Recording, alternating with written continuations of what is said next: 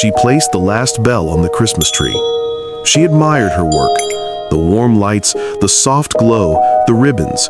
She had poured her whole heart into it. Maybe this Christmas would fix things. Maybe it would remind him of the family they used to be. But he wouldn't see it. Not for another hour, at least. Another late meeting. He'd been coming home late for months now.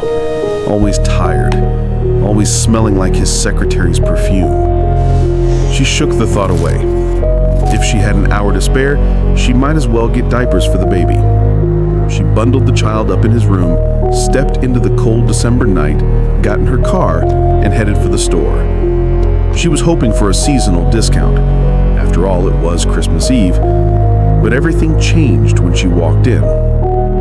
She knew her husband. He didn't have to turn around. She didn't need to see his face to know. It's my pleasure. He was supposed to be in a meeting, supposed to be working. But he was here with his secretary.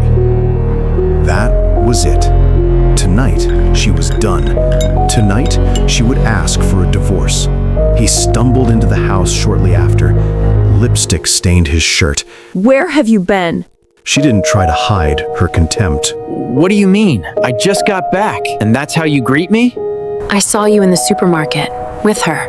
I went to pick up A4 paper. She just happened to be there. You know, I worked tirelessly for this house. She didn't believe him. Don't look at me like that. I can't stand it when you look at me like that. Fine. Do you want to say goodnight to the baby?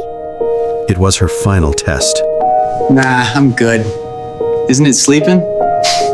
It. He called their son it. She had seen enough, but nothing would prepare her for anything else she would see that night. She checked the water to make sure it was just right. He never liked his baths. What's wrong? Nothing. She didn't want anything to do with him. You think I can't bathe my own son? For the first time in months, he sounded remorseful. She decides to give him a second chance and leave it to him while she gets some rest in the other room. But she's so deep in sleep that she doesn't see her husband go back downstairs to finish the last 20 minutes of the game, leaving the baby alone in the tub. The sound of water running wakes her up. The crib is still empty, and she just knows what had happened. She rushed to the bathroom and confirms her worst nightmare. She rushes downstairs to confront him, grabbing a baseball bat along the way. She finds him, he's fast asleep on the couch, unbothered. Unbothered by her pain, unbothered by the life he had shattered. Fingers tightened slowly around the bat. The decision was already made. She took one deep breath, and without a word, swung. One hit was enough, but she swung again and again. She stood behind his lifeless body. She didn't feel any remorse. He deserved it. He had taken something from her that could never be replaced. She drags his body down the basement.